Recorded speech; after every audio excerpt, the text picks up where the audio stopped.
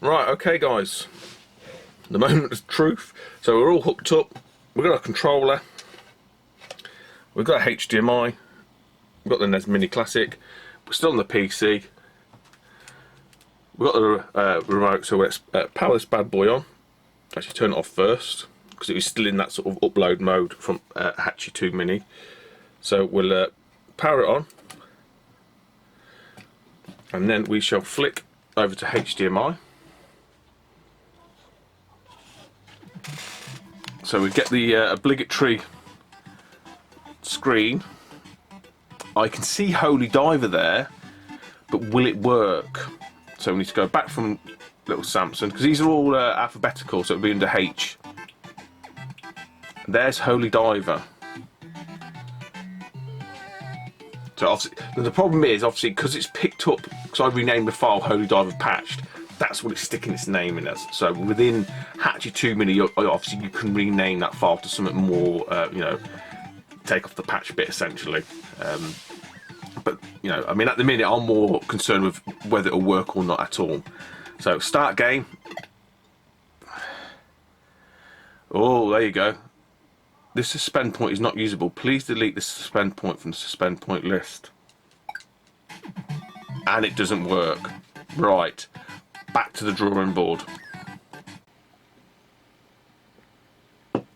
I've left everything connected in, because to be honest, I didn't really see much point in constantly keep disconnected. It didn't seem to really have any effect. So my assumption would be, as long as, you know, if you do get that Mapper 78, if you just do a quick Google for something that will change mapper. I think I put change mapper Holy Diver, and lo and behold, romhacking.net had a patch file there. So I wait until the power button goes out, back down to NES Mini Classic, power button's gone out. Let's click OK. Let's turn off NES Mini Classic. We're still connected with HDMI. We've got a TV remote. Let's power this bad boy on. Let's flick over to HDMI. Pan back a bit, and as you can see, because I'd already been playing it, already tried it, Holy Diver is there, and it's, you know, and it says Holy Diver. So does it work? Does it work? Want a very expensive Famicom game, or, you know, Nintendo game if you like, and I was very chuffed to sort of see that screen, I must admit. I've had a very brief play at it. It is quite tricky. It is very Castlevania-esque, but yeah. Push start. So yeah, Cursed Chapel.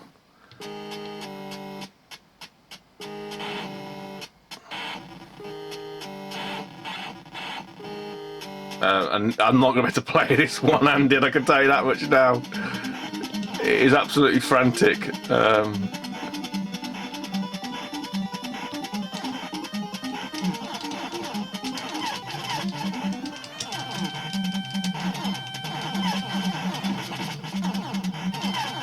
One-handed. I'll probably play better one-handed than I do with two. But yeah, you can see it's all there. I don't think there's a great deal of text to this anyway, even if it is in, you know, with a conversion to into Japanese, from Japanese to English, but it's there, and it say it's playing. So there we go. That's Holy Diver. I'm probably going to die now. But yeah, if we go back to the menu, hit reset even, and it drops us back down, and we can do. I think it was. Oh, what's his name? He asked me about the save states, but yeah, you can see the save states here. Look, you can select.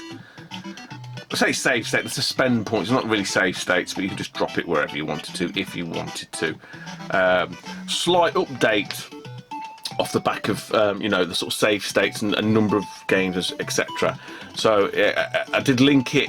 I put an update on the actual YouTube video, but the general consensus is if you go up to 90, it basically null and voids a lot of the sort of the suspend points, or you know, suspend states.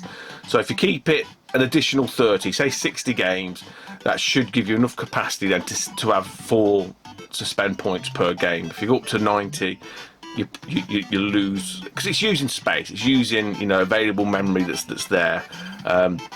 But yeah, so at the minute now, what I've currently got is a Holy Diver additional, and what else did I put on here? I put Little Samson on, didn't I? Where is he? There's Little Samson. I may put a couple more on just so you guys can see. I say it's fairly straightforward. Hopefully I won't run into any more problems, but it's been quite interesting nonetheless.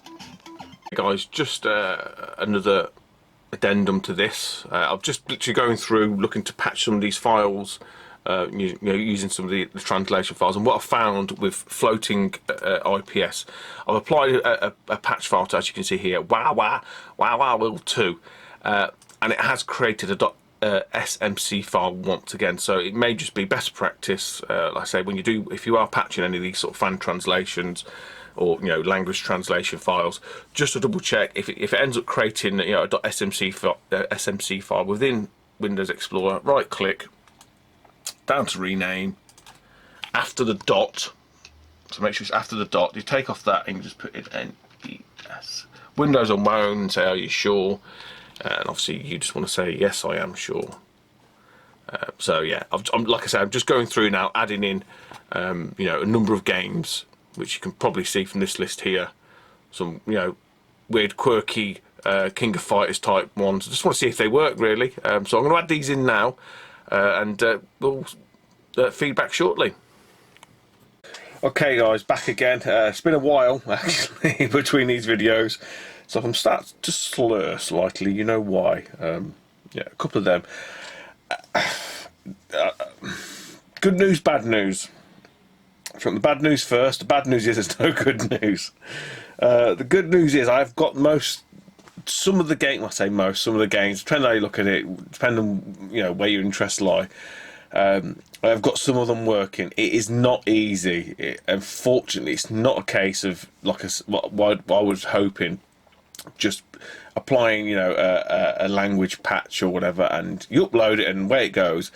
No, it's in terms of the software that uploads, you know, the sort of the application. It checks ahead of the mappers. If they don't match, obviously gives you that error that we've seen before. You can still upload it. Some games just don't work. I mean, I think the basic rule of thumb is if you get one of those mapper errors, don't bother, because 9 times out of 10 it doesn't work, which is from what I've seen. There are other patches and hacks, which I think I showed you before. I can't remember which one it's for now. But one of the ones that I had done and does work is for Splatterhouse. Well, that's quite nice, you know, so that it's not completely devoid of any sort of you know, any sort of success. So I have got Splatterhouse, and I'll show you what I've got on there now as it stands. There's a few like little quirky things I put on there, you know, and a few, you know, if anyone's sort of thinking of, you know, picking choice NES titles or the sort of rarer, more, you know, sought after ones, that, you know, there's a few on there. They're not the ones that you expect to see. There's, you know, there's not like Mega Man 1 to 6 or anything like that. But I just wanted to try and get, you know, some of these very quirky, very expensive generally, and sought after titles working. So again, Splatterhouse being one, I've got that working now. So all the ROMs that I downloaded from the given site didn't work. I had to use this this hack file, which is different in itself compared to all the others. You don't use you know,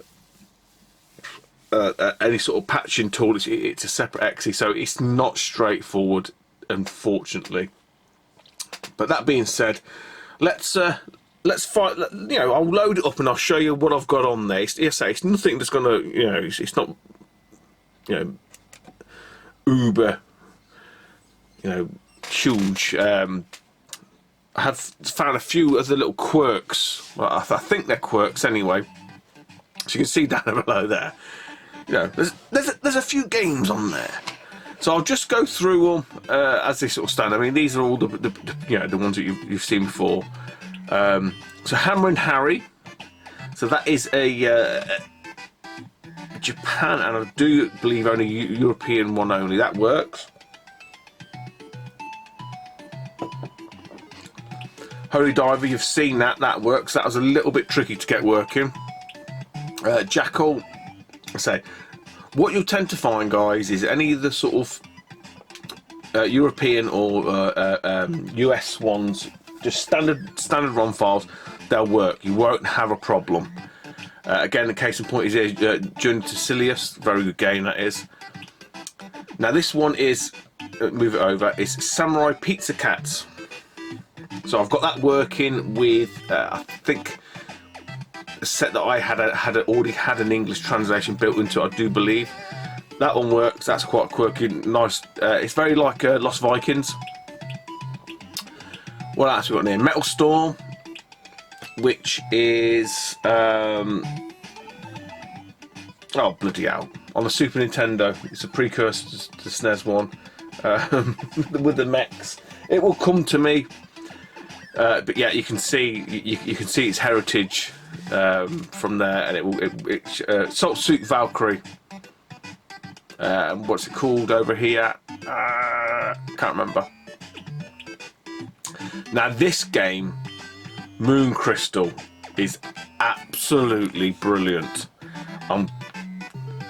It's hard for me to show you. I'll have to do some gameplay on this, but I tell you what, guys, for an NES title, the character movement on this is absolutely sublime. And I did read a synopsis from someone. He said it's very Prince of Persia-esque, and the way the character moves, it's got to be the slickest animation I've seen. Absolutely brilliant. Deserves a video on its own. Panic Restaurant, again, like I say, you know, some of these ones, they're not unfamiliar to you, but, you know, am I ever going to be able to afford to buy Panic Restaurant? Probably not. Popeye, oh, Miss Popeye. So Popeye is one that I've got my eye on. Yeah, loose cart, box cart, whatever, yeah, completed box, whatever. But I thought I'd chuck it on there because I want to have a play on it anyway. And it plays, so all these puns play. Now Rampart is one, and it just seems like me and Alex, Nintendo Arcade, the only ones who ever heard of Rampart. I don't know what's going on with this one, because it loads and it starts up and everything else, but I can't seem to get into the game. I kind of like die straight away. So I don't know if it's because it's expecting some other kind of input or what, I don't know. I'll have to look into that. But I mean, the ROM loads okay. Rodland is an absolutely belting game.